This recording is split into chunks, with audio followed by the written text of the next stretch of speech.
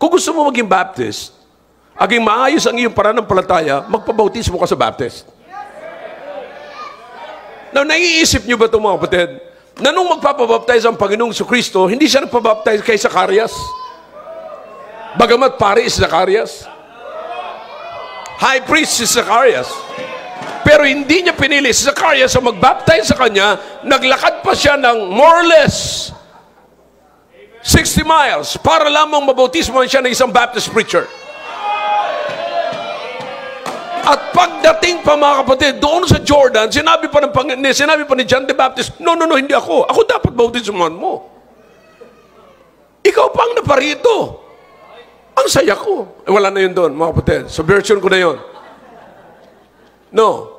So, tinatanggi ni John the Baptist. Ayaw niya. Pero ano sabi ng Panginoon Kristo, payagan mo ito ngayon para maging Baptist ako. No, maliwanag sabi ng Panginoon Kristo, payagan mo ito ngayon sapagkat ito ang nararapat. See?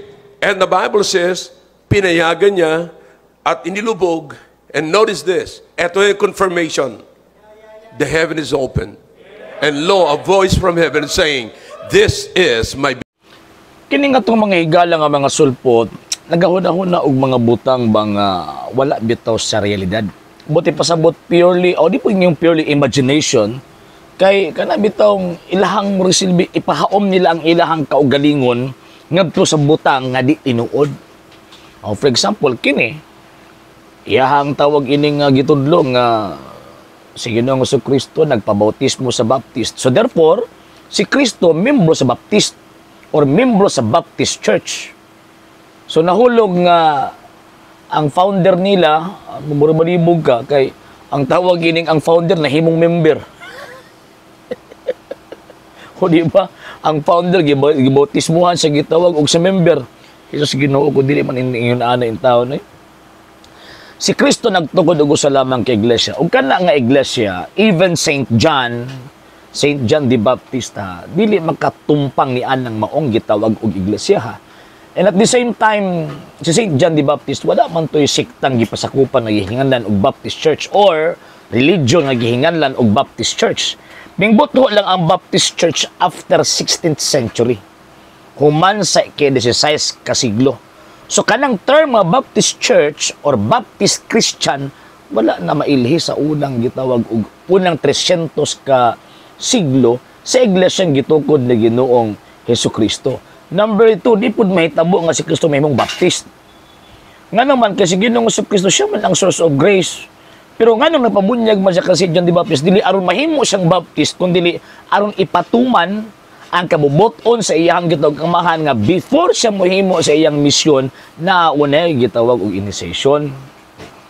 Ang bautismo magud na ang initiation sa gitawag og holy action ba kung bagay. And at the same time kadtong bautismo nga gihimo ni Saint John the Baptist, dili itong bautismo mo mga gisugo sa tuang Ginoong Kristo. Lahi itong bautismo ni Saint John the Baptist o katong bautismo nga gisugo ni Kristo, Saint Matthew chapter 28 verse 19 to 20, dili ito pareho. So buti pasabot, mumingon sila si Kristo Baptist damguna nga naglurat ang ilahang gitawag og mata. Number 3 mga sir og mga ma'am, ang Baptist Church usa ka Protestant denomination. Wala man sa kasaysayan ug wa pod nasuwat sa kasaysayan nga si Kristo nagtukod og Protestant denomination. Ibig kung di mo tan-awon ang Baptist Church, classified siya as Protestant.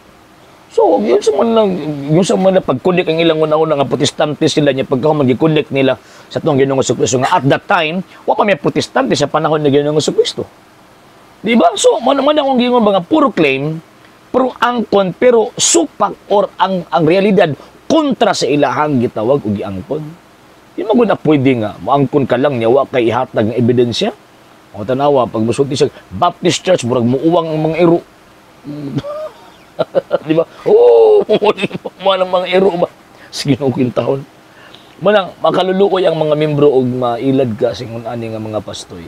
Again, ang realidad si Kristo nagtukod og iyang iglesia. Dili na Baptist Church, kaya ang Baptist Church mitungha lang after 16th century. Samot na nga dili na ang mga sekta nang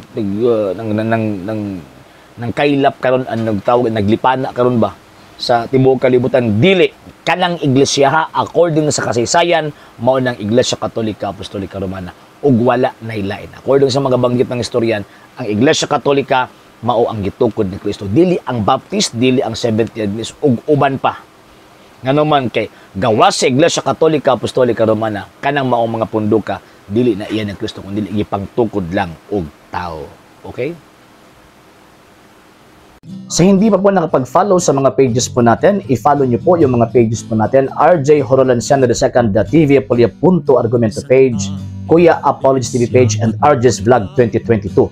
And pwede rin po kayo mag-send po dyan ng Facebook stars. And also, sa ating po mga channels, sa hindi po nakapag-subscribe, subscribe po ninyo yung mga channels natin, The Lay Catholic, Apologist International Official, RJ Sano II TV, Kuya Apologist TV, and Barrio Kawayan Religious Forum. And pwede rin po kayo mag-send po dyan ng super sticker, super chats, and super thanks. And maraming salamat po sa mga kapatid ko mga Katoliko na always pong tumutulong sa programa po natin.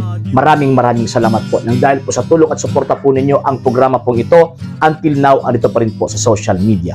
And until now din po, nangangailangan pa rin po tayo sa tulong at suporta po ninyo dahil wala po kami magagawa rito mga sir, mga ma'am, kung wala po yung tulong at suporta po ninyo. Sa gusto pong tumulong, sa gusto pong sumuporta, pwede po ninyong ipadala ang tulong at suporta po ninyo sa pamamagitan po ng ating mga account numbers dyan po sa ating pong screen.